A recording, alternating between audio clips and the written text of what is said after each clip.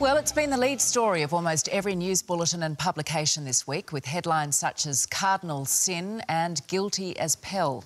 And regardless of whether you've been following the case or not, the conviction of Cardinal George Pell for sexually abusing choir boys is a story that cannot be ignored. So, has it prompted some difficult questioning in your home? Is it a timely opportunity to educate your kids on what is a very confronting issue? And if so, how do you go about it? That is the topic of today's agenda, and I'm joined by the National Catholic Education Commission's Jacinta Collins, along with psychologist Sandy Ray. Good morning. Welcome to you both.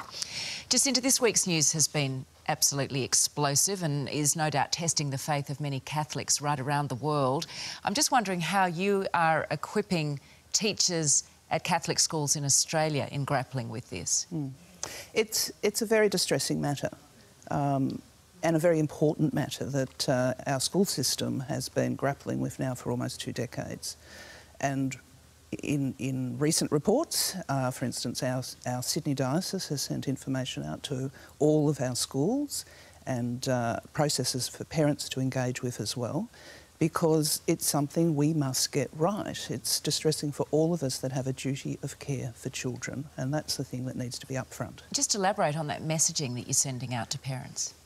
Well, it's covering the importance of understanding how distressed many people are, and it's not just parents, it's students, it's teachers. We're mostly leaving our school principals in their local communities to help connect with people and engage with how they come to terms with very, very concerning reports. The important thing, though, is that this matter is in the court.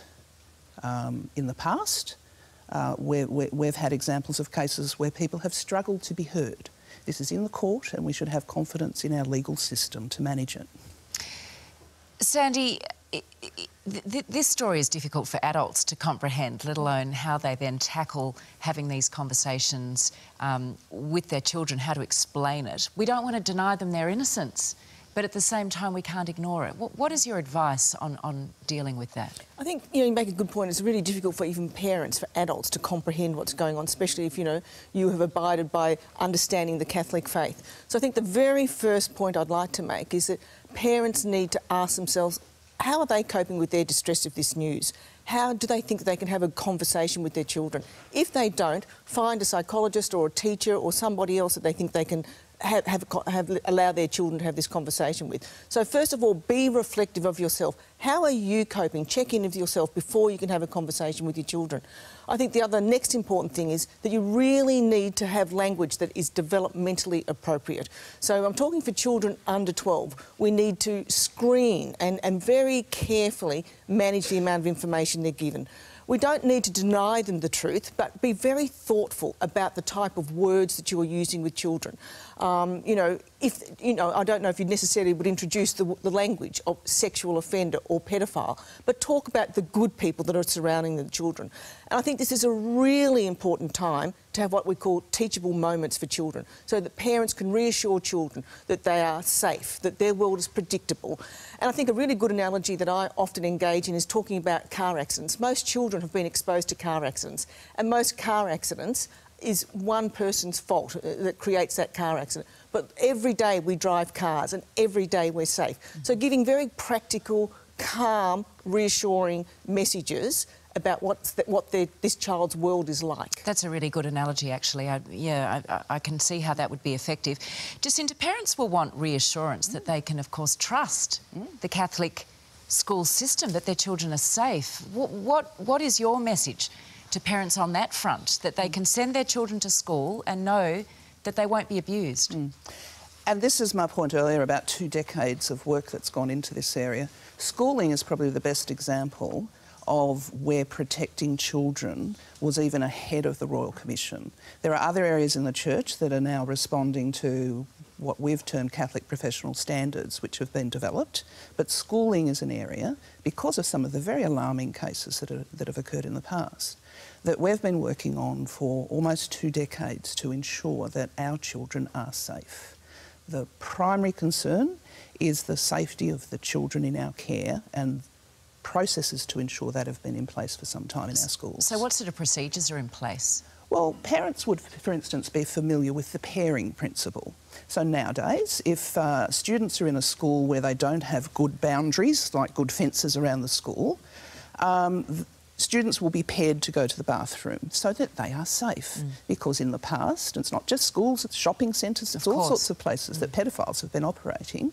Children alone are vulnerable, and these people have been preying on them.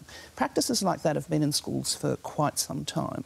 It's probably the best example for parents to understand. Sandy, you talked earlier about screening your children from particular words and descriptions.